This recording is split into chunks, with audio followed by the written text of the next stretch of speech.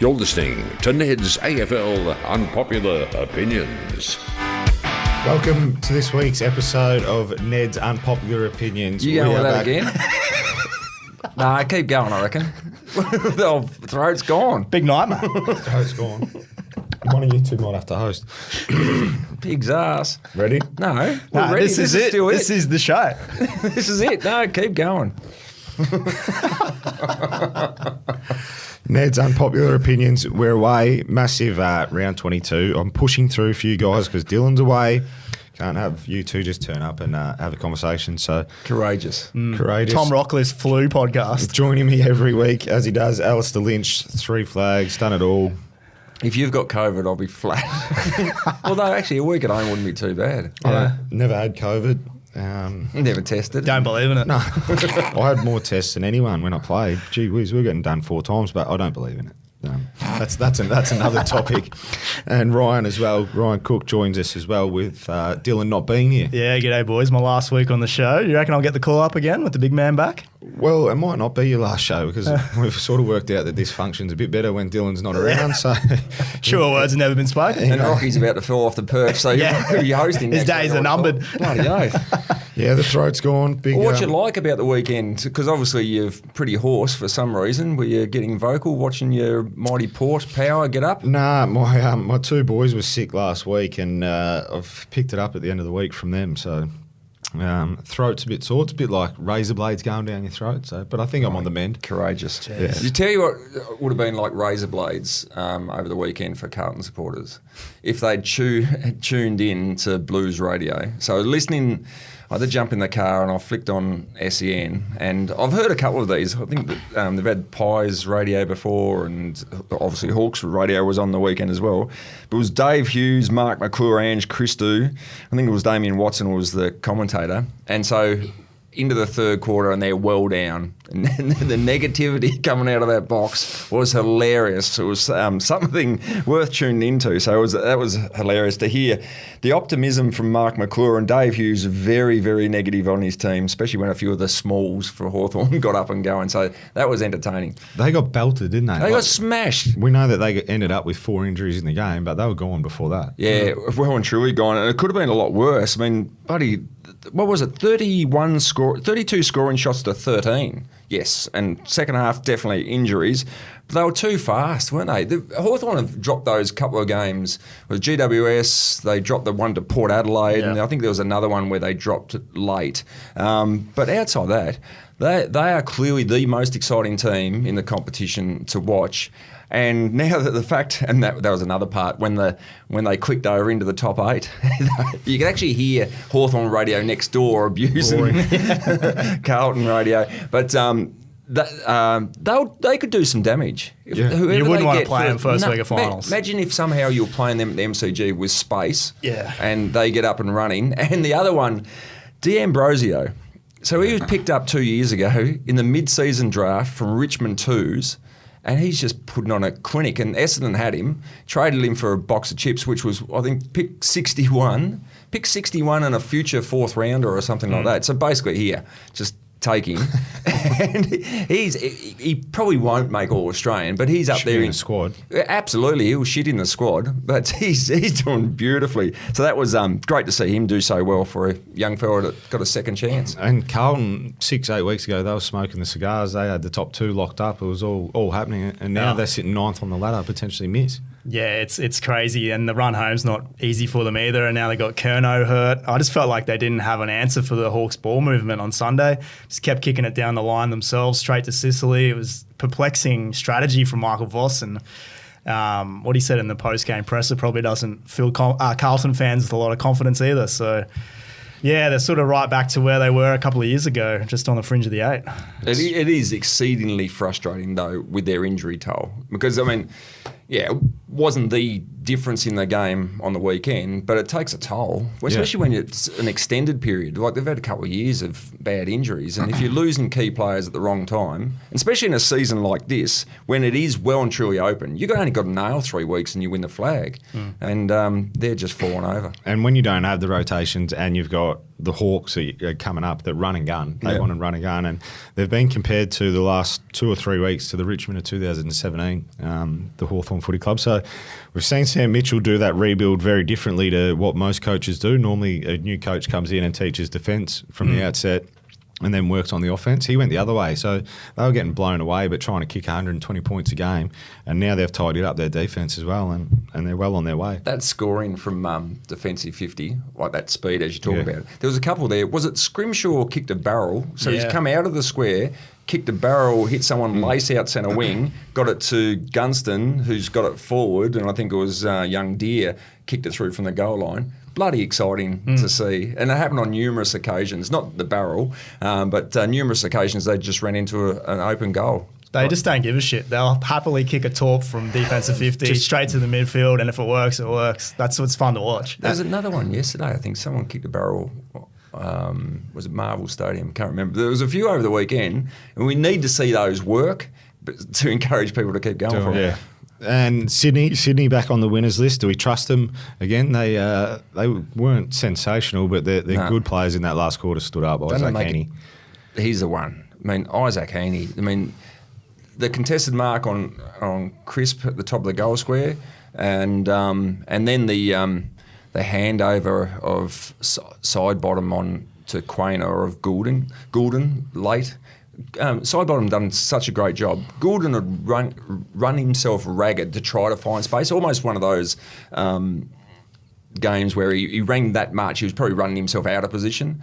But then it was right in front of me that Sidebottom, there was a switch of players, and you know where you hand over. So you acknowledge to your teammate, you've got him. So there was a handover. Quainer picked up Goulden and just lit Sidebottom up. He just let him go and comes out, kicks the match winner.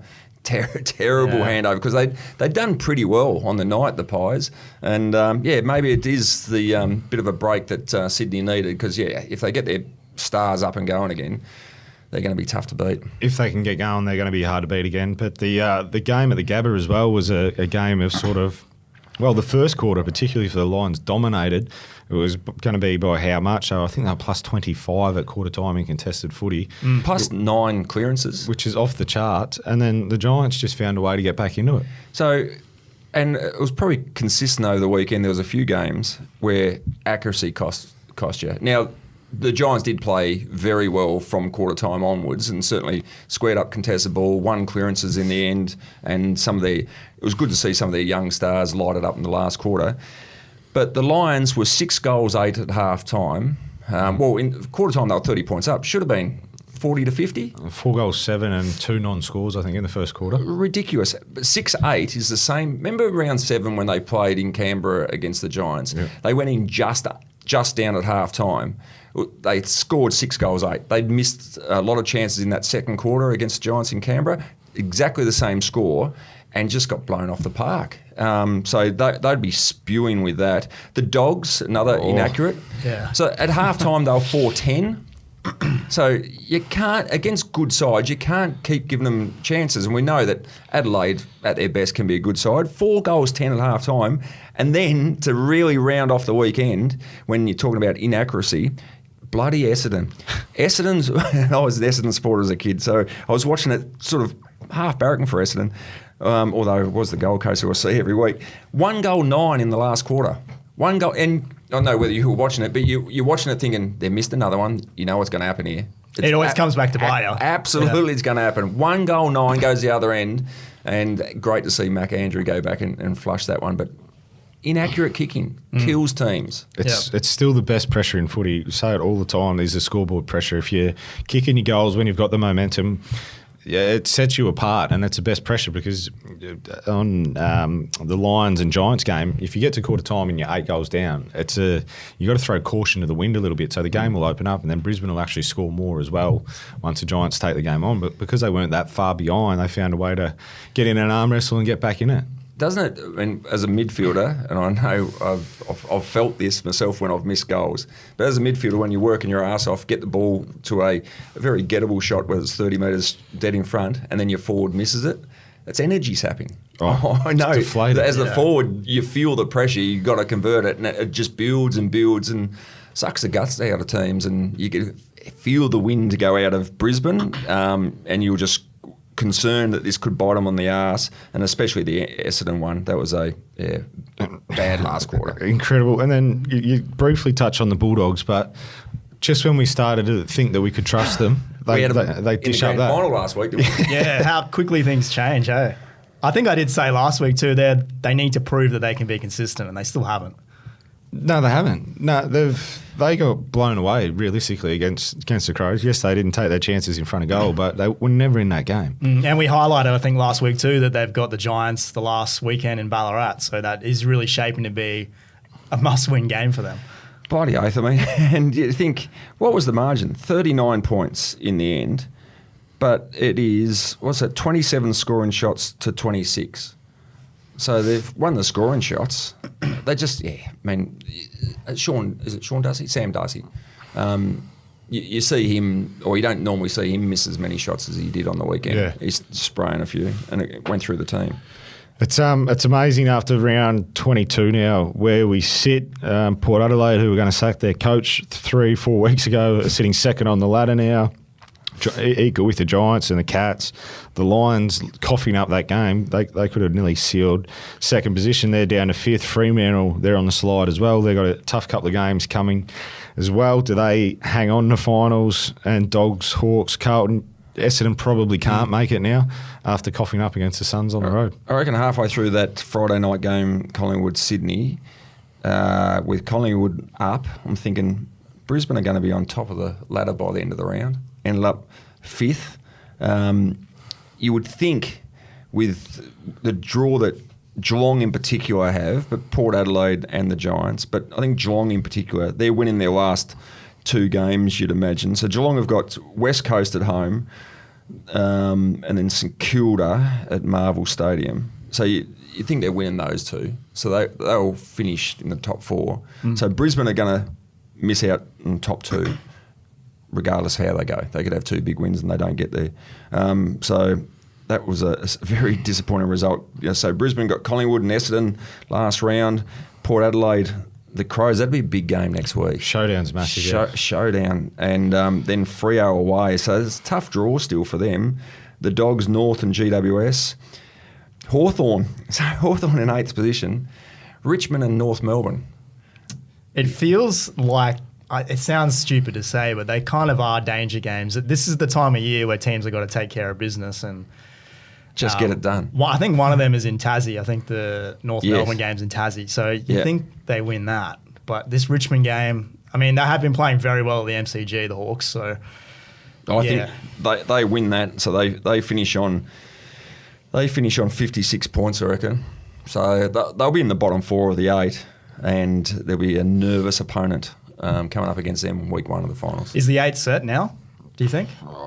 You couldn't with confidence say it's set. Yeah, where are we going? I don't think you could. Like, Carlton can potentially win both their games, sneak in and knock someone out. So they're the only team, though, that can potentially jump back in. Carlton's probably the last one that can jump in. If Fremantle lose both their games, which they've got Port Adelaide in the last round and Giants in Sydney this week. So if they cough up both them, they potentially miss finals as well.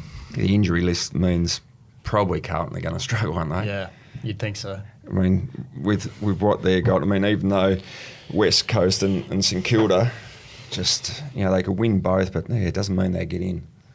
It's one of the best seasons in memory, I think. Clearly, yeah. How close it is.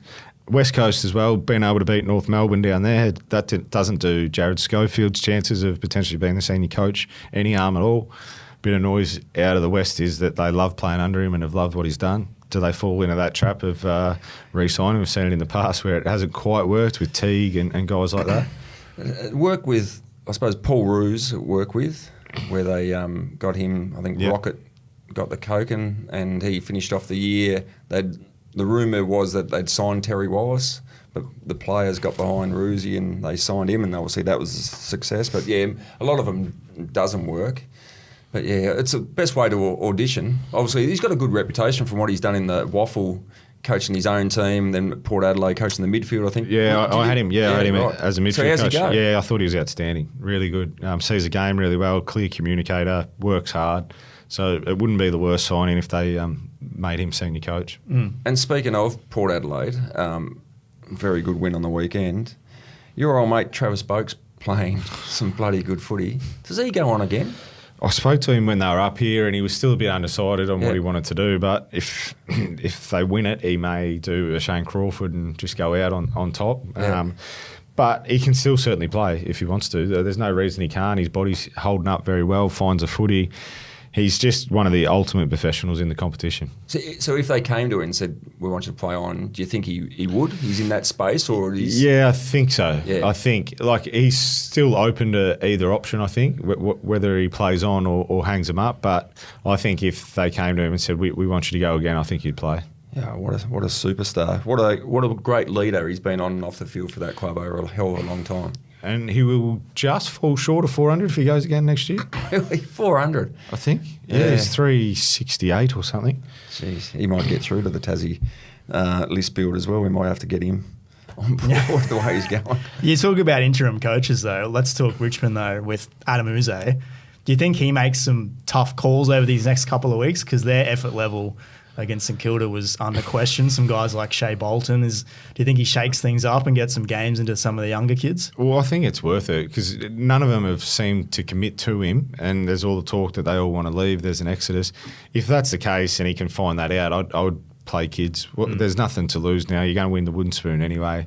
Give them a couple of games of experience so they know what it's like. Then they can go away, have a big summer and work on what they've got to work on. It sounds like they may get a strong draft hand if everyone leaves, but I'm not sure I'm giving up two first rounders for Bolton and stuff like that if I'm Fremantle.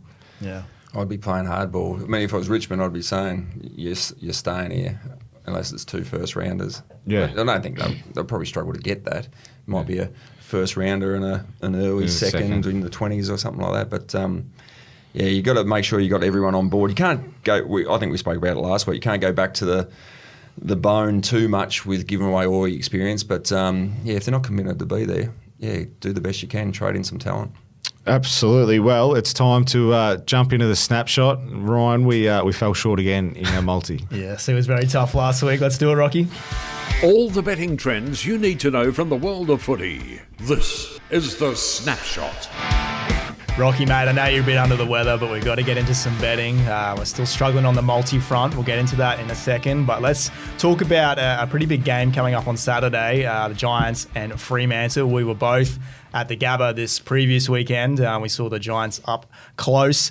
Are you worried about their slow starts at all? Another disappointing first quarter, and we saw that the week earlier against Hawthorn. Is this something that the punters need to be thinking about? Yeah, I think so. It's probably a good lead-in for punters to just maybe take the opposition to be leading at quarter time and get some decent odds around that because they are slow starters. But once Adam Kingsley went out there, that was an all-time spray at quarter time. We were watching it from the Triple M box, and on the screen they zoomed in. He gave them, I think, about 17 barrels, and he only had 2 to give. So it was they came out and played completely different. But if they continue to start slow, it's going to catch them out in finals, and it's massive ramifications for both teams. Like we were speaking about Freo last week, potentially being top 4, get a home final, and away they go. But they could miss now. It's absolutely crazy, the season we're having right now, and it does feel like the Giants are the kind of team that adjusts really well after a quarter-time break or a half-time break. We'll pivot from there, though, back to the Coleman. We've spoken about this the last couple of rounds. Jesse Hogan is now 4 goals clear of Charlie Curnow, who we're recording this on a Monday, so we don't really know what his injury status is. And we don't have a market up on Neds at the moment, but I want you to frame me one. Do you think Jesse Hogan should be short price favourite to take it home from here? I think, yeah, Jesse Hogan would have to be into as short as $1.30, I reckon now. You asked me a couple of weeks ago whether he'd win it. I said no chance. I said Curnow will be home. He's got these easy games on the way home. He went goalless and then he struggled and went off with injury. Ben King's not going to catch him, so he's got a 9-goal lead there. Curnow misses 1. All Hogan has to do is kick 2 or 3 against Fremantle, which I think he will, and it's game over. So he'd have to be as short as $1.30, I would have thought.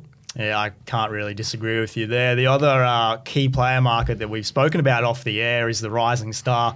Geelong's Ollie Dempsey is very short, $1.10, and he's been very impressive from the start of the year right all the way through for the Cats. Then we got the two North Melbourne players, Jord Wardlaw and Colby McKercher. You're pretty keen, though, on a Brisbane Lions player that you think should be shorter in the market. I think he should be, and maybe it's because I see more Lions games than anyone else, but Kai Loman, his ability to hit the scoreboard in the front half and bob up at the right time and set goals up, I think he should be a lot shorter than that. But again, it's the old argument of we don't have selectors in Queensland for the All-Australian and Rising Star, so he can be often forgotten about a little bit up here, but I think he should be shorter than $67 in my opinion. Very long price. If he starts kicking some more goals, I think he had a couple of shots on the weekend that he unfortunately missed. But yeah, if he starts converting on those, he's probably going to shorten a little bit in the market over these next couple of weeks. Let's jump into the multi. Last week, I got us started on the right track. I took West Coast to cover against North Melbourne, and that was very touch and go, and they came good in that final term. And I also had the Bombers to cover against Gold Coast, which looking back was always a silly pick. You went 1 from 2 on your player bets. Yeah, well, it wasn't a silly bet. I thought Essendon with Gold Coast on the road, anyway, that's another topic altogether. But yeah, player markets last week, I took Sarong. 30 plus. He kicked 3 goals and had 22, so should have taken him for goals. And the old faithful Marcus Bontempelli, he kicked his 2. He was really serviceable again for the Western Bulldogs. No, he definitely was, and he's looking like he's charging towards a Brownlow as well. As I said, we're recording this on a Monday, so we've got slim pickings to pick from a betting standpoint. So we're going all in on the head-to-head markets. Right now, I have gone Fremantle to cover against the Giants for a lot of the reasons we just spoke about. Giants are slow starters, and this is a must-win game for the Dockers. And I've also gone Port Adelaide just head-to-head in the showdown against the Crows. Who have you got yourself, mate? You're a brave man going in the showdown. I've taken the Brisbane Lions head-to-head against Collingwood. I think they just get the job done. Down there in Melbourne, bounce back. Collingwood season's all but over. And also Geelong to beat St Kilda head-to-head. Very nice. This is a very short one by our usual standards, $6.75. But look, if we get it up, that's all we need. That's exactly right. We need to get back on the winners list. Let's see how we go, Rocky. Thanks, mate. Bring her on.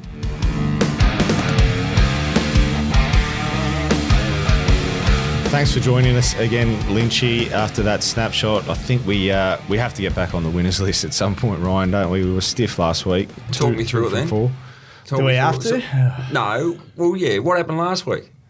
I know you've just covered it, but I've just come back in the room. Essendon again. I took Essendon to cover against the Suns. No good. I think you would have been flat with the 1-9 in the last quarter.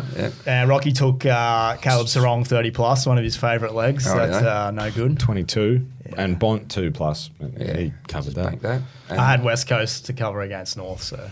Right, and this week? This week, I've gone Freo to cover against the Giants, and I've gone Port head-to-head in the showdown. Game showdown, anything can happen. I went the Brisbane Lions. Wasn't a vote of confidence if you ask me. Anything can happen in a showdown. I took the Lions just head to head against Collingwood and also Cats head to head against the Saints. Geelong. Right. So good luck. I think we're a good chance, but another ripping round of footy as well. Starts with Friday night. Essendon take on the Swans. Need to see the Swans have a good win here, don't we, just to regain that confidence that they are the best team in the competition. Something close to a 4-quarter effort, because what was it before this? Their only win was over North Melbourne, which was a concern. Yeah, that's right. And wasn't that Carlton's only win over the last 6 weeks, I think? I think so, yeah. North Melbourne as well. Yeah. Yeah, so they're looking forward to that one. That'll be an interesting game. I've got the next game down the coast be Suns and Melbourne, so both their seasons are cooked, but you want to see hopefully the Suns fire up a bit and go into the break with a bit of confidence after what was a very important win on the road last week. That should be a good midfield battle at least. Matty Rowell, Clayton Oliver play? Oh, I think he plays, doesn't he? Yeah. Yeah, he has to keep playing.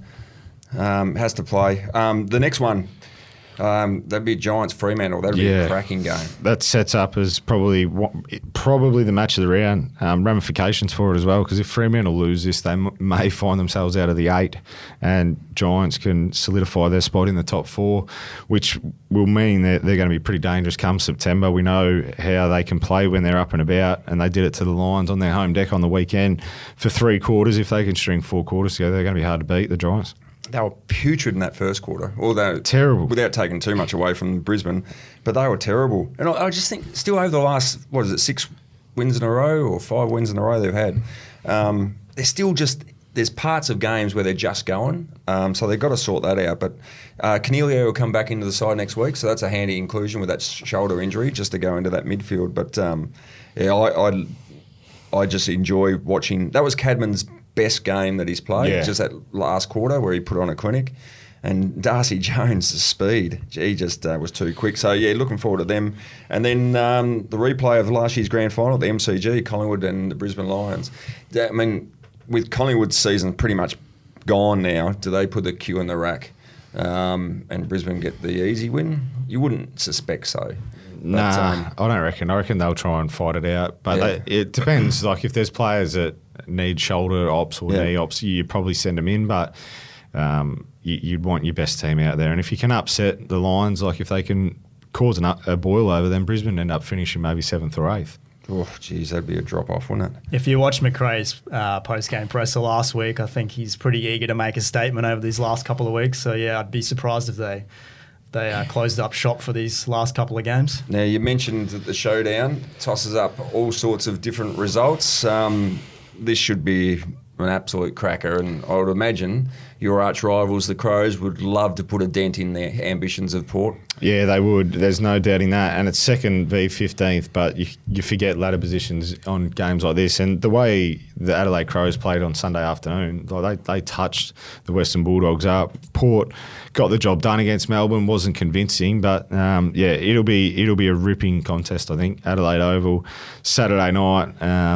I'd say it'll be a sellout. There'll be close to 50,000 there. So I know it's not a home game, but is this the farewell game at home for Tex Walker? Well, there's been a lot of chat about that, and he seems to want to play on. There was a bit of a story came out of Adelaide last week that Collingwood potentially have a 2-year deal in front of him to go over there. I think he wants to go on, but whether the Crows, you would think with two rounds to go, they would come out and say we're going to re-sign him if they were. Yeah. So this is his last game in Adelaide, and then I think they're in Sydney against the Swans in the last game. So potentially, do you think he deserves one more? I think, I think he moves. I think he can be a very handy top up for a club. And maybe, I hadn't thought of Collingwood, but he's still got the ability. He's still that class forward that draws the ball in, and he's such a good converter.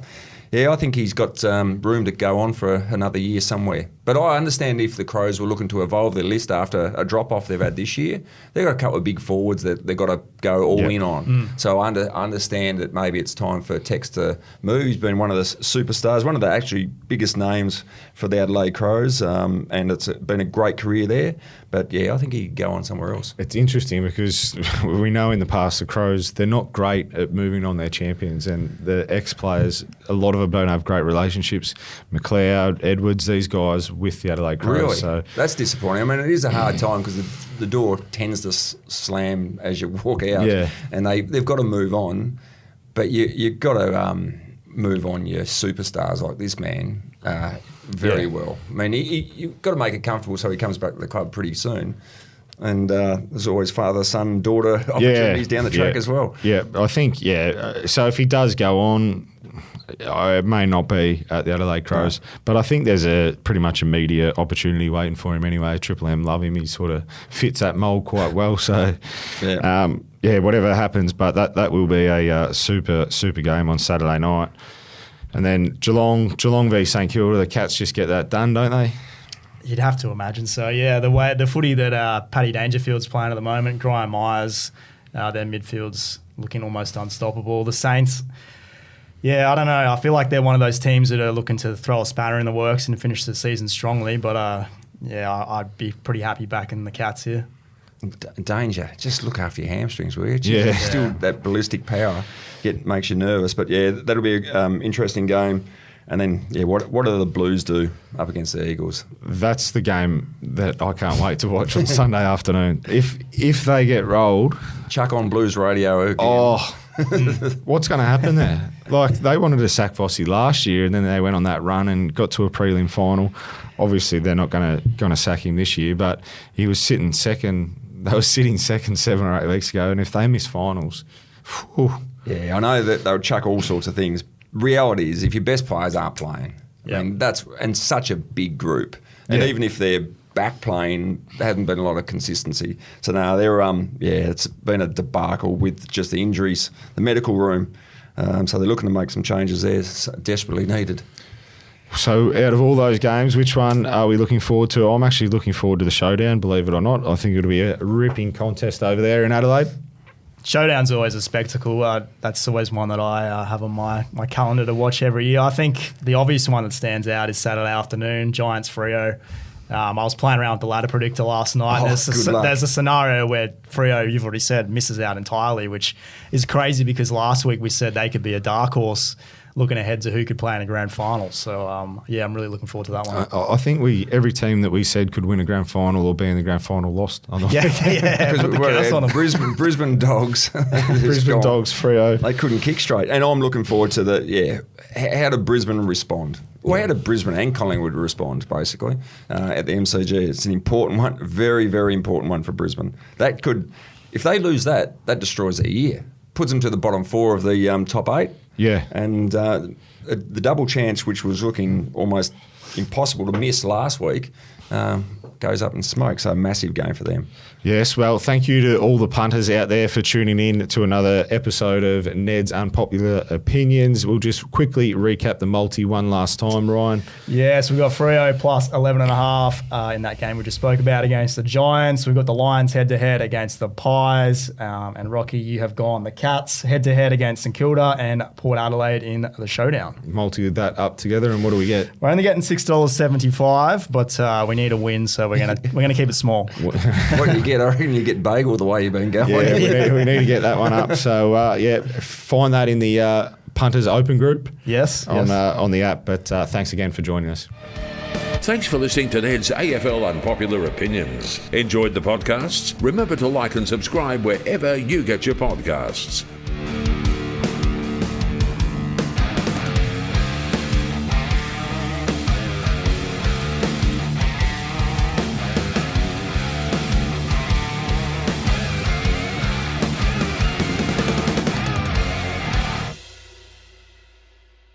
What's gambling really costing you? For free and confidential support, visit gamblinghelponline.org.au.